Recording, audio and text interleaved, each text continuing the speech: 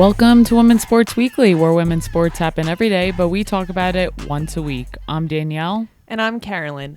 Women's Sports Weekly is a podcast where we discuss the latest news, explore interesting stories, and share our love for women's sports. Follow us on Instagram, YouTube, and TikTok at WomensSportsWeeklyPod. Follow us and rate us on Spotify and Apple Podcasts. Send us an email at womensportsweeklypod@gmail.com, and we may feature your email on our listener experience zone, The Les. The Les is a segment of our show. It is also what we are affectionately calling where we record in our basement. And this is where we live now. We live in the basement. We sure do, because house projects are once again underway. So off camera, you can't see it right now, but our couch has become our bed, and we have been living here downstairs because our upstairs, where our bedroom is, we ripped out all the carpet. And by we, I mean we paid someone to do it. Nothing makes me happier than to say those words. We paid someone to rip out all the carpet, and there was beautiful wood floor underneath, and they are refinishing our wood floors. So we are not able to be upstairs. We have to be down here.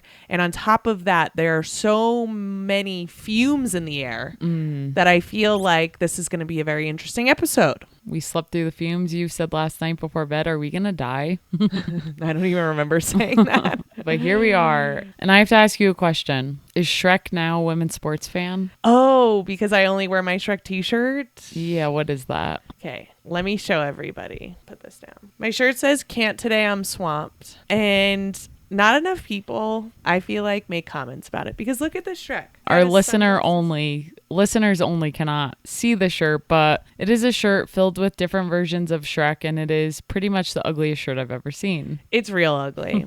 But someone from Run Club had it on one time, and I was like, I need that shirt. Oh, I don't remember that. That's funny. And I was like, wow, I need that. And so I ordered it, and I love Shrek, and I love this t-shirt. I did get coffee this morning, and the barista was like, I love your shirt. Wow. But some people don't comment on it, and I'm like, this is a funny shirt. Why aren't you commenting on it? I would not. I'd be like, that girl's weird. What makes me weird? The shirt's weird. I love it. I want to wear it every day, but I have worn it in a couple episodes. I took a nice long walk in this shirt today. It's a good one. Good for you.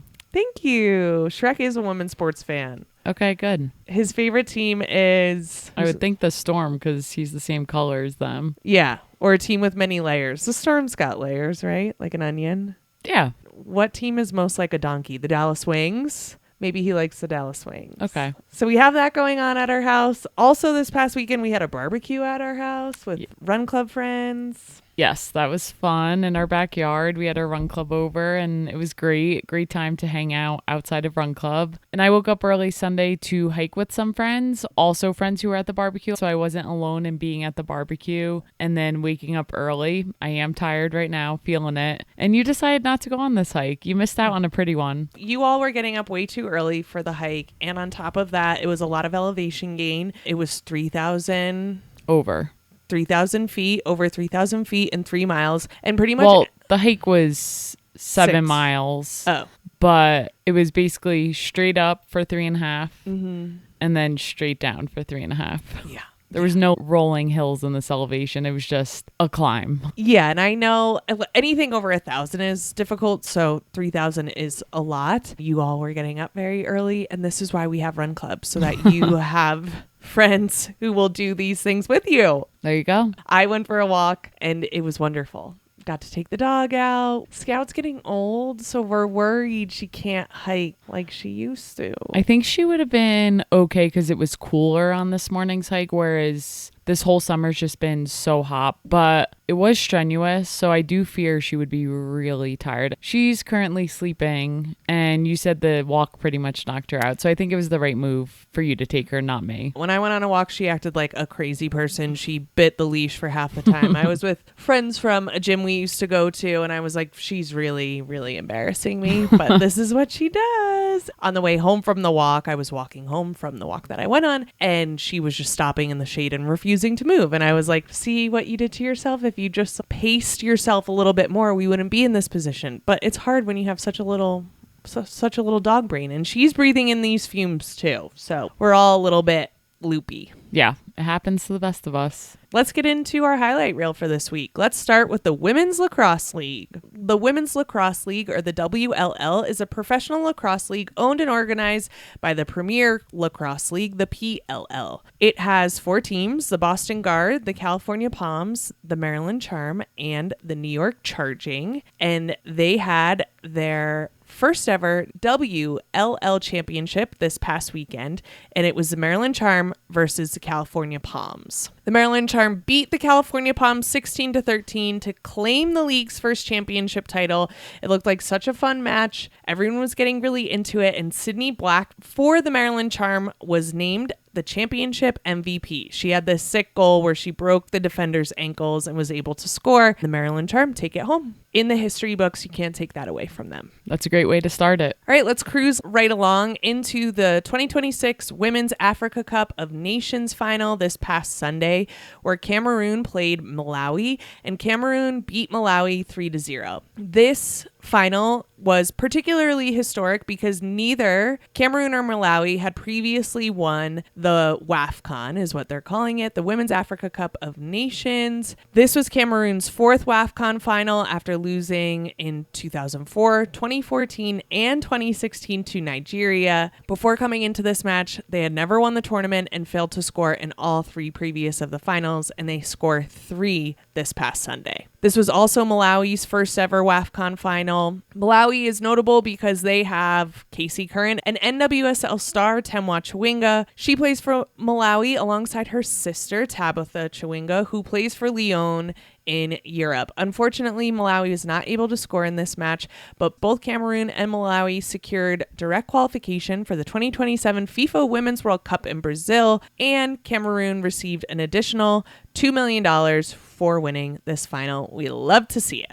Okay, let's talk about the WNBA. We are going to talk about the Indiana Fever versus the Dallas Wings during rivalry week. And the Indiana Fever did win this game 98-87. Rivalry week is really just where they bring teams together, players versus each other. So this was considered a rivalry because it was Paige Bueckers versus Caitlin Clark, but it really just a way to get some promotion in the middle of the season. A lot of this game, those two were going back and forth and going at it, and it was a fun game to watch. Indiana did trail at halftime 37-35. So for most of the game, this was really close. And then in the second half, that's when it flipped and started to go Indiana Fever's way. Caitlin Clark did score 16 points in the third quarter, and Aaliyah Boston scored 10 of her 16 total points in the fourth quarter, and that's when they started to pull away late in the game. Yeah, in the fourth quarter alone, the Fever outscored Dallas 32-21, and they were able to spread this out into an 11-point victory. Caitlin Clark had 29 points, 10 assists,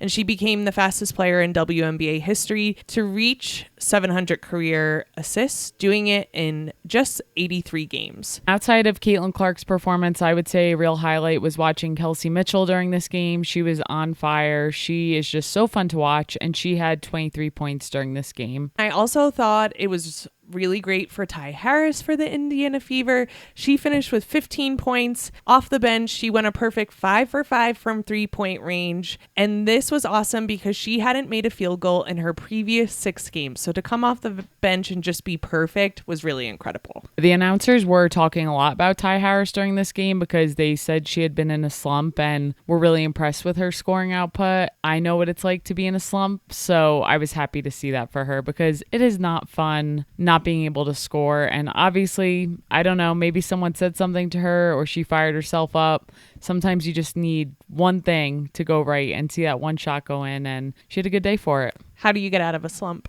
Ooh, I haven't played in a while, but just got to try to stay positive. Sometimes I need some outside reinforcement, positive reinforcement. I think there's different ways. What about you? I was never in a slump, mostly because I was never in a groove. What about hitting? Softball. Oh, it's such a mental mind game. I think you just have to focus on the positive, especially in softball, of am I making contact? And if I'm making contact, just having trust that it's going to break through at some point. Getting back to the basics and going back into the batting cages, I think was always helpful. But again, I wasn't a great hitter, so it was never like I was popping off. I thought you were going to say shoot first, last, and always to get out of a slump. Oh, yeah, that is the Brogan way. That is your family tagline. Yeah. Honestly, I think for basketball, it's like try to do something good on defense and just anything positive to get your mind right. It takes, it could be a lot of things. Yeah, and for a bench player, that's really difficult to do because you don't have a ton of time and you may get pulled out if you make a mistake. And so everything feels a little bit more heightened. So really cool for Ty Harris. South Carolina alum, of course. Yes, and then for the Dallas Wings, you have Paige Bueckers, who scored 29 points. She had some threes, some mid-range shots, some of her ball handling. I am just constantly amazed by Paige Bueckers, and it is fun to watch her play. Her ability to just get to her spot where her shooting percentage is just so high is incredible. And the Indiana Fever were actually double teaming her off screens, which I thought was an interesting tactic. She handled it okay, though, and was able to work through it, but yeah, every time I'm like, Paige, just get to your spot. She just has such a high probability of making it. It's really incredible. The Wings were missing several important contributors in this game, including AZ Fudd and Jessica Shepard. I really think they needed Jessica Shepard down there, down low for this matchup. And I'm hoping they can both come back because playoffs are around the corner. What does this mean as we get closer to the playoffs? I think for Indiana, after this game, they improved to 22-12, and they remain in this upper half of the playoff field. So they're looking for a top 4 seed in the playoffs so they can get home court advantage in the first round. So they're trying to ride some momentum. And for Dallas, after this match, they fall to 20-15, and they're in this number 8 seed spot at the time of recording. So they're still in the playoff field, but they have very little margin for error. Top 8 teams make it into the playoffs. So with these injuries towards the end, I'm like, come on, Dallas, you have the parts here to make something work, but you need to start finding your stride soon. Definitely. All right, with that, let's get into some updates we have this week, starting with Run Club. We have Run Club this Thursday and every Thursday at 6 p.m. Mountain Time here in Denver at the 99ers Sports Bar. If you listen each week, we share a secret word where you will get 50% off your first draft. The secret word this week is Chicago Sky. Ooh, I think I know why. We'll talk about it in a bit. We also need to take this time to ask you to please rate and subscribe to our podcast. We love to put this podcast together. We want to continue to do it. So please rate, subscribe, give us a positive review, and share this podcast with people you love. Thank you to everyone who has rated the podcast so far. If you send us a screenshot of your 5-star rating, we will send you a Women's Sports Weekly sticker for free in the mail. All right, let's get into our deep dive. Let's start off with the Hall of Fame that took place over the weekend. So the 2026 Naismith Basketball Hall of Fame class included Candace Parker, Elena Delle Donne, Chamique Holdsclaw, and the legendary 1996 U.S. Olympic women's basketball team. To have Elena Delle Donne and Candace Parker up there in one night was pretty special. Very special for you. We should have been there. Why did we not make plans? I don't know, but watching the replays of the speeches, both Candace Parker and Elena Delle Donne just broke down crying, talking about the game. Chamique Holdsclaw, also a former Tennessee women's basketball player, just a dominant class going into the Hall of Fame over the weekend. I'm still holding out that maybe Elena Delle Donne could come back, but it didn't sound like it from her speech. I also just really loved that Candace Parker was like a lot more upfront about her sexuality, even made a joke about it, and Elena Delle Donne was so complimentary of her wife Amanda, and I just was like, that's really awesome. Yeah, she called out her wife Amanda quite a bit in her speech. She also spoke about her family a lot in her speech. For those who may not know, she was recruited to play at UConn. She has a sister who's both blind and deaf and also has developmental disabilities. And it was really difficult for Elena to be at UConn, which was further away from her family. And her sister, who she was very close with, she ended up transferring to Delaware, which Delaware was not a basketball school. She made it one for the years that she was there,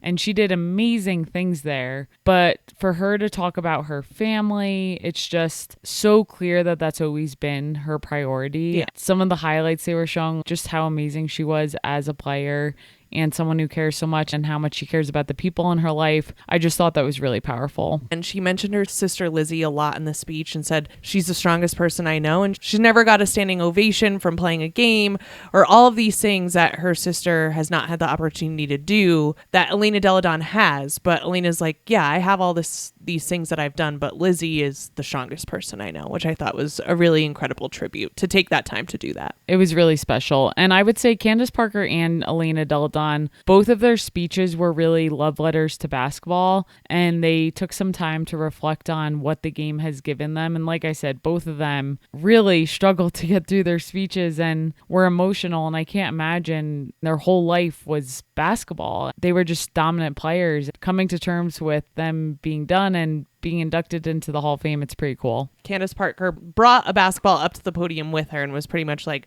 it's you and me. We've been through this. We've been through all of this together. Yes. And Candace was funny. She talked about her dunk over UConn. She said, yeah, I'm going to still be talking smack up here. If you know her, she is not a UConn fan, and she makes that very clear and continues to do so. And then Chamique Holdsclaw also honored Pat Summitt and the 1996 Olympic team. She said she had posters of those players on her wall growing up, which I also think is very special. It's also interesting. These players were honoring the generations that came before them. And on like a let's make this about me note, they are our age, close to it. And it's like, wow, we're at the age where people are getting inducted into the Hall of Fame. And that just makes me feel really, really old. I notice it more and more. I was on a walk this past weekend and someone was like, did you play sports? And I'm like, yeah, I did. But it feels like I can't even talk about it anymore because I'm just so removed from that time. It's been over 10 years since I graduated from college. Yeah. That's wild to me. And I'm like, I can't relate to any of these young folks anymore.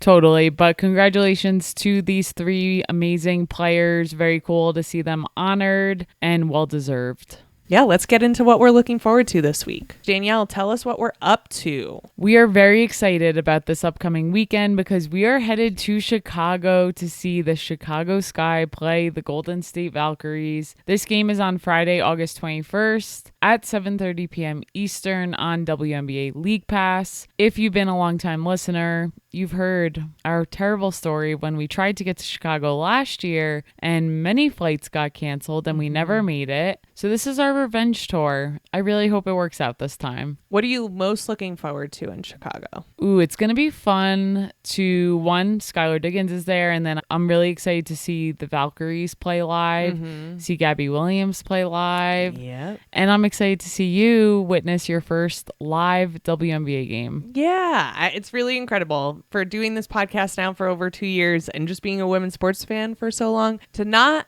have been to a WNBA game yet seems criminal, but I'm really excited that Chicago is going to be my first game. I'm really excited they're playing the Valkyries. I'm excited for some Chicago food and time with friends. I'm just looking forward to like a summer weekend in Chicago. Yes, it will be great. Besides that, what are you also looking forward to? The Women's Professional Baseball League is up and running, and they are crushing it. And on August 22nd, there is a doubleheader. The San Francisco Firebells take on the Boston Hunters at 2 p.m. Eastern Time. And then the New York Heights play the Los Angeles Queens at 7:30 p.m. Eastern Time. And all games are streamed on ESPN+.